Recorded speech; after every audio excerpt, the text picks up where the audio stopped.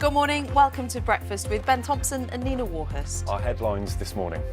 Good morning to you. It's Sunday the 27th of September. Our top story this morning, Labour is calling on the government to promise university students that they will be able to go home in time for Christmas.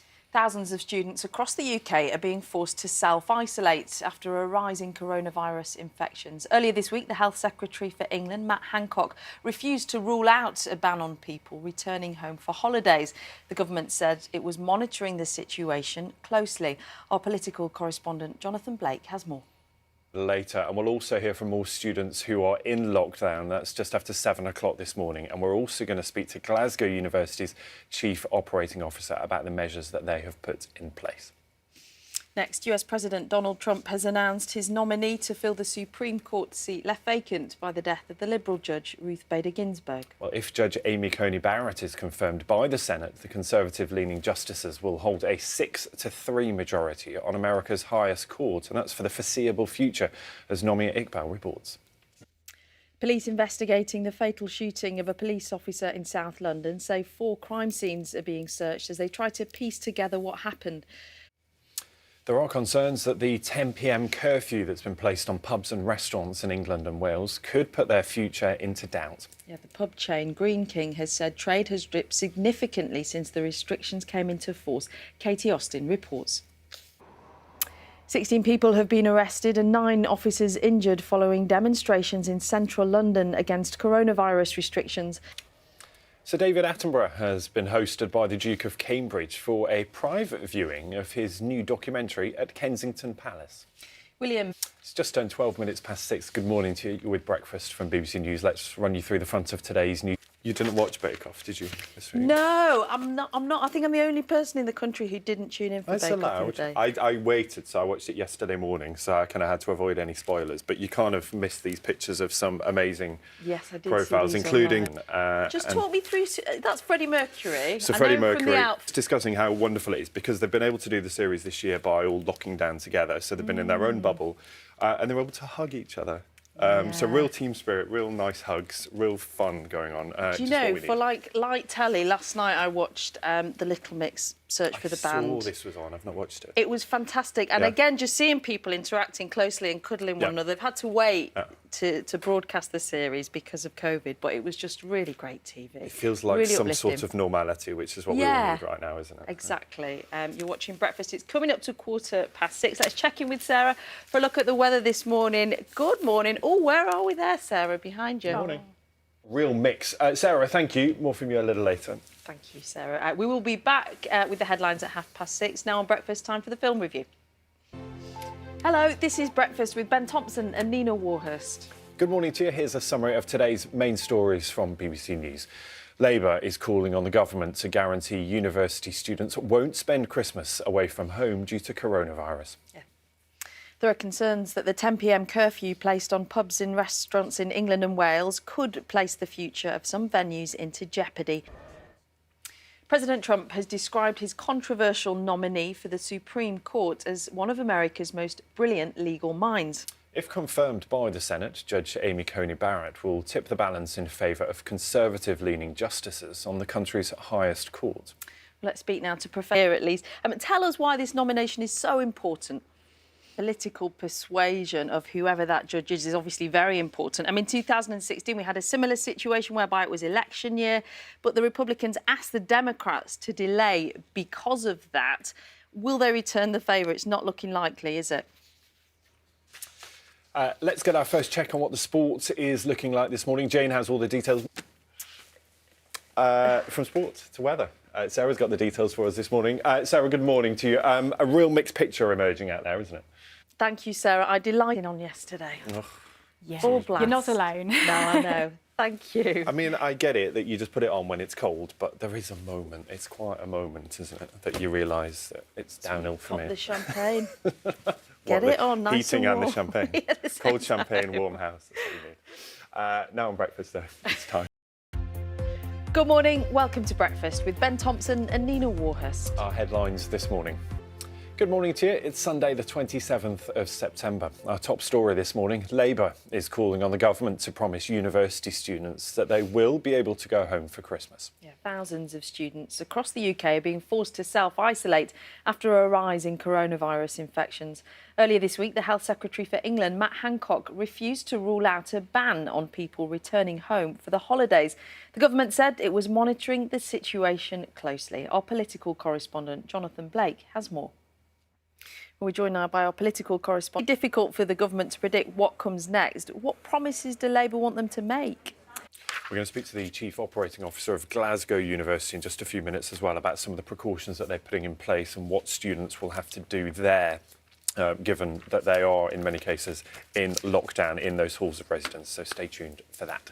But at 7:05, let's bring you up to date with some of the other news. US President Donald Trump has announced his nominee to fill the Supreme Court seat that's been left vacant by the death of the Liberal judge Ruth Bader Ginsburg. If Judge Amy Coney Barrett is confirmed by the Senate, Conservative-leaning justices will hold a 6-3 majority on America's highest court for the foreseeable future, Nomia Iqbal reports. There are concerns that the 10 p.m. curfew placed on pubs and restaurants in England and Wales could place the future of some venues into jeopardy. The pub chain Green King has said trade significantly dipped since the restrictions came into force, as Katie Austin reports.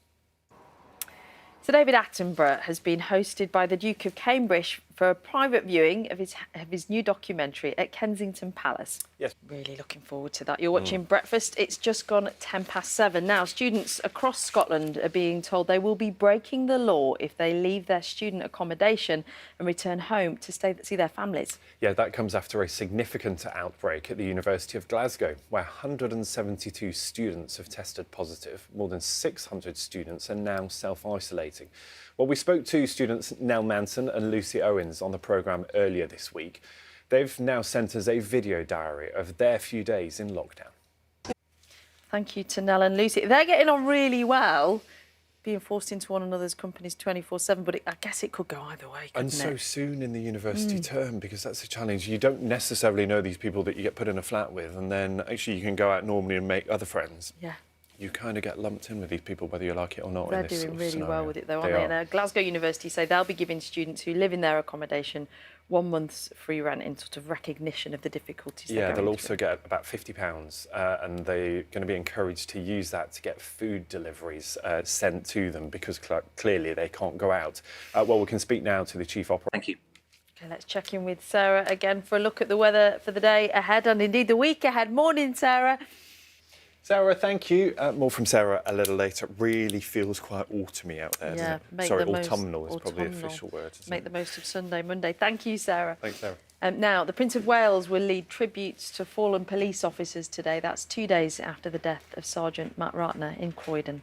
The annual Remembrance Service, which honours those who have lost their lives on duty, will be held virtually for the first time in its 17-year history.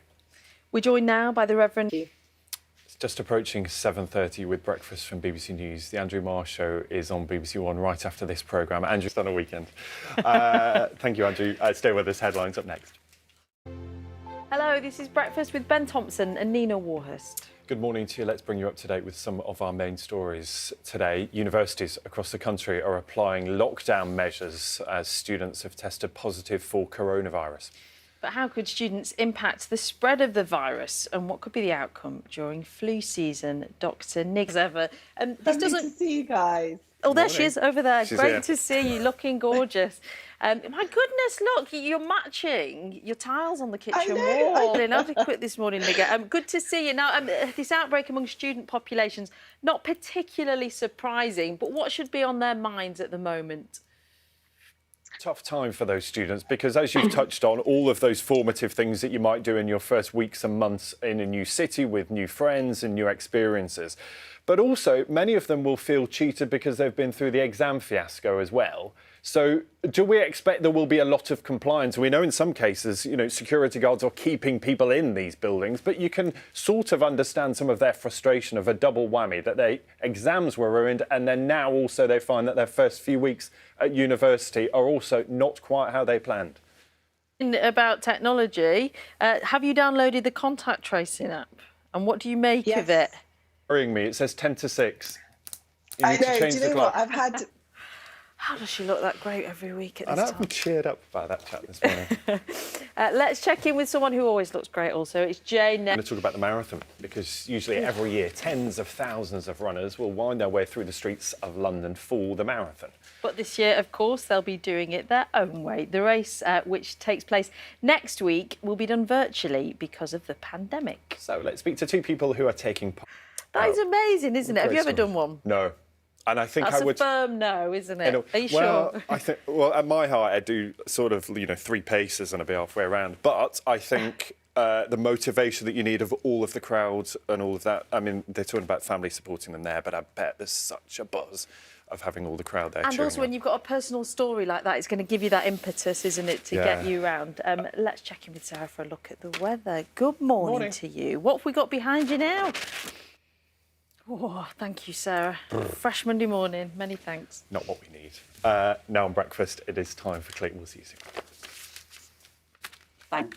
It's just approaching 8:18. Sarah has all the details of the weather for us this morning. Sarah, good morning to you. The mo today is the message, right? Enjoy it while you can. Thank you, Sarah. Lovely Thanks, Sarah. to see you. Now, the Northern Ballet is returning to the stage for its first live performance since March. The company has said it lost £1 million over lockdown. Yeah, dancers will perform in full costume but without sets, and the audience will have to wear masks at all times, as Lakshmi Gopal reports. Certainly does. Absolutely Incredible. Gorgeous. It's just amazing that stuff can start coming back in some shape or form, albeit with all the different rules and the restrictions, but getting people back on stage in events and venues like that is And I so didn't important. think until the dancer said just then, with something so physical, the sharp inhalation in a mask, it's bound to affect things, isn't it? It's bound to make it that little bit harder. But best of luck to them. It looks fantastic. Yeah, doesn't it? And it's 23 minutes past 8 now. Concerns that the 10 o'clock curfew placed on pubs and restaurants in England and Wales could put the future of some venues into jeopardy. Yeah, we've been hearing from the pub chain Green King. They've said that trade was significantly down since the restrictions came into force. Katie Austin reports. Implications for thousands of businesses. How have these measures affected them then? We're joined by nightclub owner. Thanks for. Have you been able to open at all? Some have gone out earlier, perhaps for dinner or to a pub environment, but nightclubs are slightly different. It's not a place that you are going to go to in the afternoon, are you? Absolutely. Talk us through what next, Rachel, because we know with the Prime Minister telling us this week that these new restrictions could be in place for up to 6 months. We know the hospitality industry makes a lot of its money in the run-up to Christmas. What is your plan from here on out? Some people and hearing those numbers of people coming through the doors and thinking, do you know what, just cut your losses, shut down over the winter and see how things are looking in the spring term, for example. What would you say to that? I mean, just explain to people why that isn't necessarily an option when you're running a small business. What does it take on you personally? Because, as you said, you've got the responsibility for your staff. And if the outlook is so bleak, do you get to the point where you think, you know what, So it's crystal clear how passionate you are about your job. And I'm sure you do run a very slick operation. So we wish you the best over the winter. Fingers crossed for you and all of your employees. Yeah, good luck, Richard. Thank you, guys. It's so interesting, isn't it? Because we've spoken to so many businesses that are in exactly that position whereby they've got a great business, they're doing everything right, and something overnight has just come out of the blue, and it means they cannot even open. And so many people in hospitality, like Richard, they absolutely love it. It's a real vocation, it's a real lifestyle choice, and so they're missing being with customers. So fingers crossed many of them survive this. Yeah, good luck if you're in that position as well. Now, coming up in the next half hour, from sniffing out my... They look great. Stay with us. Headlines up next. Hello, this is Breakfast with Ben Thompson and Nina Warhurst. It's 8:31. Good morning to you. Here's a summary of today's main news stories. Labour markets. Donald Trump has announced his nominee to fill the Supreme Court seat left vacant by the death of the Liberal judge Ruth Bader Ginsburg. Friends and colleagues of Sergeant Matt Ratner will gather today to pay tribute to a man described as having a big heart and who was big in stature. A minute's silence will be held at the rugby club in South London, where Matt was a head coach. Now we can speak to Matt Marriott. Lovely to have that lasting memory, that final memory. Really playing happy with him. memories as well. Yeah, fantastic. We say goodbye to you, Ben, shortly. Don't you off to Moonlight for Andrew Marr? I am. I'll read you some headlines on the Andrew Marr programme. Let's get the sport, though, first with Jack. I'm still here. He's still here. Will you just You tried to get rid of do me the headlines early, for too Andrew? early. Now I'm off. Now we're going to say bye to Ben. He's going to read the news for the Andrew Marr Show. Let's have a final check-in with Sarah, though, looking ahead to the weather. Good morning, Sarah. Hi, Sarah. She's still here. Thanks, Sarah. That is autumnal for sure. Make the most of the Sunday weather if you can. Now, a cycle of lockdown and self-isolation has made things pretty tricky if you've been trying to date over the past few months. But what's it like to go from online video dates to finally meeting in real life? Emma Clifford-Bell has been finding out. Everyone who's been online dating, they're meeting up over COVID. I've seen lots of people in the park sort of keeping a respectful distance, so good on them. Now, you may remember the story from earlier this week of a hero rat who received an award for bravery and devotion to duty. Is not the first animal to have been recognised for their bravery. To tell us more, we're joined by the auditors. That is all from us on Breakfast. Dan and Lou will be here from 6 o'clock tomorrow. Do enjoy the rest of your Sunday. Bye-bye.